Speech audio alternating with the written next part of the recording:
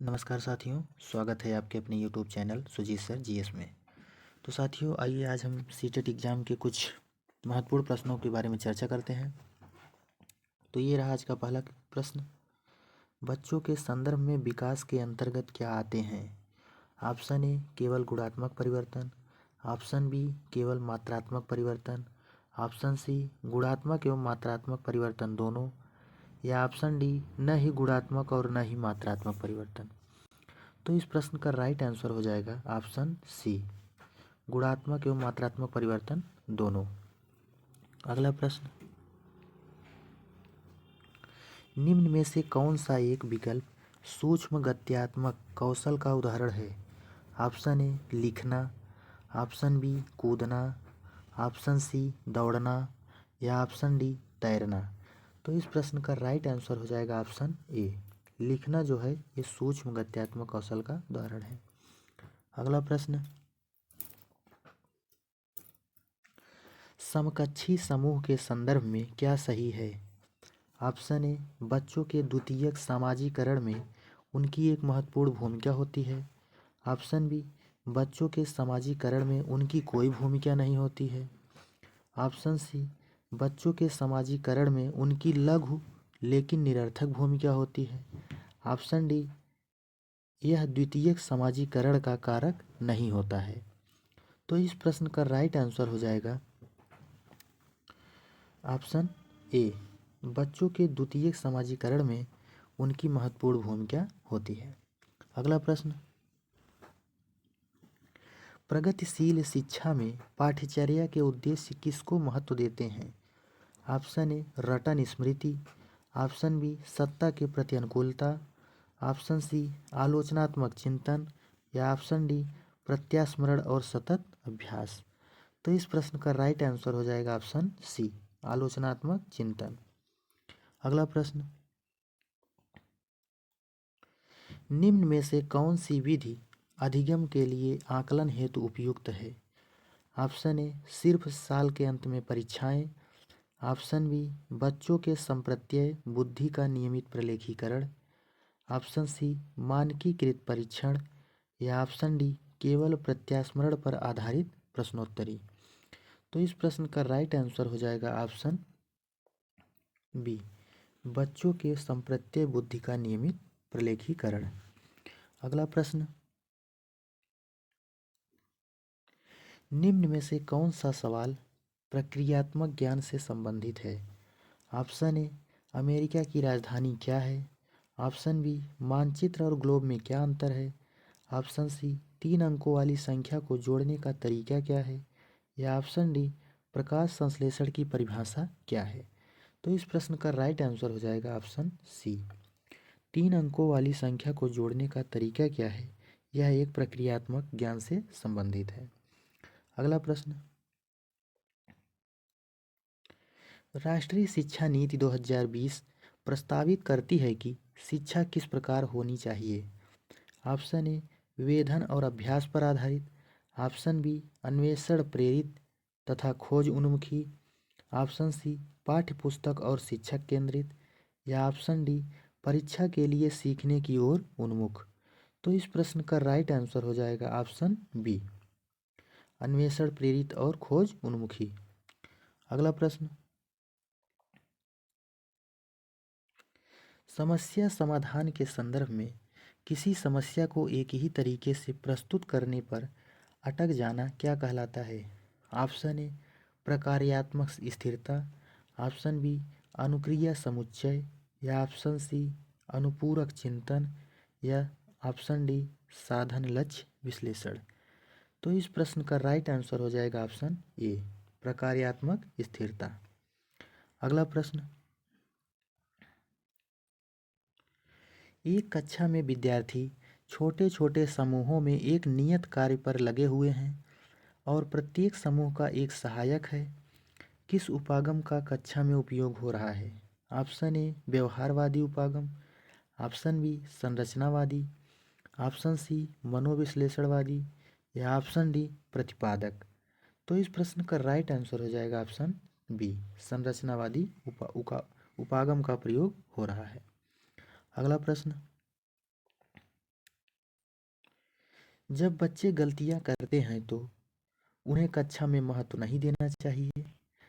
Option B, उन्हें कक्षा की एक अलग खंड में बैठाना चाहिए। ऑप्शन सी, उन्हें कक्षा की एक अलग खंड में नहीं बैठाना चाहिए।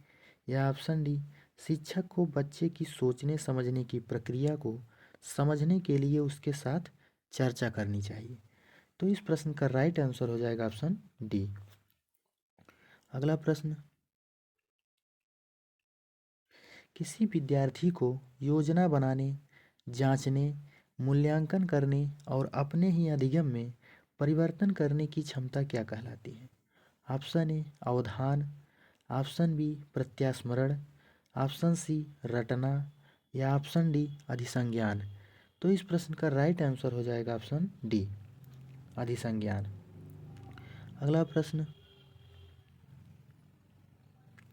कौन सा वन्यजीव संरक्षण क्षेत्र हंगुल मृग के संरक्षण के लिए प्रसिद्ध है? Option A Sariska, option B Dachigam, option C Jim Corbett या ऑप्शन डी रानीखेत। तो इस प्रश्न का राइट आंसर हो जाएगा ऑप्शन बी हंगुल मृग के लिए दाचीगाम जीव संरक्षण क्षेत्र प्रसिद्ध है। अगला क्वेश्चन, संपूर्ण विश्व में शुरू होने वाली ओजोन परत का संरक्षण एक महत्वपूर्ण पर्यावरण संबंधित पहल है। ओजोन परत का संरक्षण किस कारण प्रारंभ हुआ, इसका चुनाव कीजिए। ऑप्शन ए रामसर सम्मेलन, option B Montreal Protocol, option C Kyoto Protocol या option D Durban summit Durban शिखर सम्मेलन। तो इस प्रश्न का राइट आंसर हो जाएगा ऑप्शन बी मॉन्ट्रियल प्रोटोकॉल। अगला प्रश्न, वह पक्षी जो दिल्ली में सामान्य रूप से दिखाई देता था परंतु अभी चिड़िया के बारे में जागरूकता बढ़ाने हेतु एक विशेष दिन मनाया जाता है क्योंकि शहरीकरण के कारण यह दुर्लभ हो गई है, वह कौन सी चिड़िया है? ऑप्शन ए मोर, ऑप्शन बी कोयल, ऑप्शन सी तोता या ऑप्शन डी गौरैया। तो इस प्रश्न का राइट आंसर हो जाएगा ऑप्शन डी गौरैया। अगला प्रश्न, निम्न में से किन स्थानों पर आप नाव का उपयोग यातायात के साधन के रूप में देख सकते हैं? ऑप्शन ए लद्दाख एवं कारगिल, ऑप्शन बी कश्मीर एवं केरल, ऑप्शन सी किस सिक्किम एवं दार्जिलिंग या ऑप्शन डी दिल्ली एवं मिजोरम। तो इस प्रश्न का राइट आंसर हो जाएगा ऑप्शन बी कश्मीर एवं केरल। अगला प्रश्न,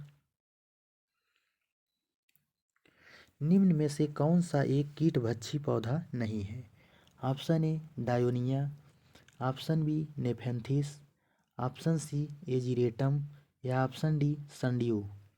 तो इस प्रश्न का राइट आंसर हो जाएगा ऑप्शन सी एजिरेटम जो है एक कीटभक्षी पौधा नहीं है, बाकी ये तीनों कीटभक्षी पौधा है। अगला प्रश्न, यदि भिन्न प्रजाति के दो जीव संपर्क में एक साथ आते हैं और इस संबंध में एक जीव का फायदा होता है तथा दूसरे जीव को नुकसान होता है, ऐसे संबंध को क्या कहते हैं? ऑप्शन ए परजीविता, ऑप्शन बी सहजीविता, ऑप्शन सी सहोपकारिता या ऑप्शन डी सहभोजिता। तो इस प्रश्न का राइट आंसर हो जाएगा ऑप्शन ए परजीविता। अगला प्रश्न, निम्न में से कौन सी ग्रीन हाउस गैस नहीं है? Option A methane, option B carbon dioxide, option C sulphur dioxide या ऑप्शन डी कार्बन मोनोऑक्साइड। तो इस प्रश्न का राइट आंसर हो जाएगा ऑप्शन सी सल्फर डाइऑक्साइड एक ग्रीन हाउस गैस नहीं है। अगला प्रश्न, निम्न में से कौन से पौधे का उपयोग डिब्बे बनाने एवं मकान बनाने में होता है? ऑप्शन ए गन्ना, ऑप्शन बी बांस, ऑप्शन सी मक्का या ऑप्शन डी घास। तो इस प्रश्न का राइट आंसर हो जाएगा ऑप्शन बी बांस का उपयोग जो है घर बनाने में और डिब्बे बनाने में किया जाता है। अगला क्वेश्चन, निम्न में से किन पक्षियों की जांच में छानने की प्रणाली होती है? निम्न में से किन पक्षियों की चोंच में छानने की प्रणाली होती है? Option A flamingo, option B robin, option C macaw या ऑप्शन डी गौरैया। तो इस प्रश्न का राइट आंसर हो जाएगा ऑप्शन ए फ्लेमिंगो या हंसावर। अगला प्रश्न, उस जोड़े की पहचान कीजिए जो कीड़ों के लार्वा के उदाहरण हैं। ऑप्शन ए इल्ली एवं भृंग, ऑप्शन बी सूंडी एवं मक्खियाँ, ऑप्शन सी भृंग एवं मक्खियाँ या ऑप्शन डी सूंडी एवं भृंग। तो इस प्रश्न का राइट आंसर हो जाएगा ऑप्शन डी सूंडी एवं भृंग। अगला क्वेश्चन, ईवीएस की प्रकृति है? ऑप्शन ए एकीकृत, ऑप्शन बी अनुशासनिक, ऑप्शन सी अंतर संबंधित या ऑप्शन डी स्थिर। तो ईवीएस की प्रकृति जो है एकीकृत है। अगला प्रश्न, ईवीएस के पाठ्यक्रम हम चीज़ें कैसे बनाते हैं और करते हैं क्या है? Option A theme, option B उप थीम, ऑप्शन सी पाठ्यक्रम या ऑप्शन डी विषय वस्तु। तो इस प्रश्न का राइट आंसर हो जाएगा ऑप्शन ए थीम। अगला प्रश्न, निम्नलिखित में से कौन सा ईवीएस के मूल्यांकन में सामाजिक कौशलों का सूचक हो सकता है? ऑप्शन ए वर्गीकरण, ऑप्शन बी विश्लेषण, ऑप्शन सी साझा करना तथा मिलकर कार्य करना, ऑप्शन डी सृजनात्मक लेखन। तो इस प्रश्न का राइट आंसर हो जाएगा ऑप्शन सी। अगला प्रश्न, रंग के आधार पर पशुओं को वर्गीकृत करना उपर्युक्त वाक्यांश क्या इंगित करता है? ऑप्शन ए सीखने का उद्देश्य, ऑप्शन बी सामान्य उद्देश्य, ऑप्शन सी सीखने की दक्षता या ऑप्शन डी सीखने की प्रक्रिया। तो इस प्रश्न का राइट आंसर हो जाएगा ऑप्शन ए सीखने का उद्देश्य। अगला प्रश्न, तो साथियों आज के लिए बस इतना ही। अगर ये वीडियो अच्छा लगे तो वीडियो को लाइक करें और ज़्यादा से ज़्यादा लोगों के पास शेयर करें तथा अभी तक हमारे चैनल को सब्सक्राइब ना किया हो तो चैनल को एक बार ज़रूर सब्सक्राइब करें। मिलते हैं नेक्स्ट क्लास में, तब तक के लिए धन्यवाद।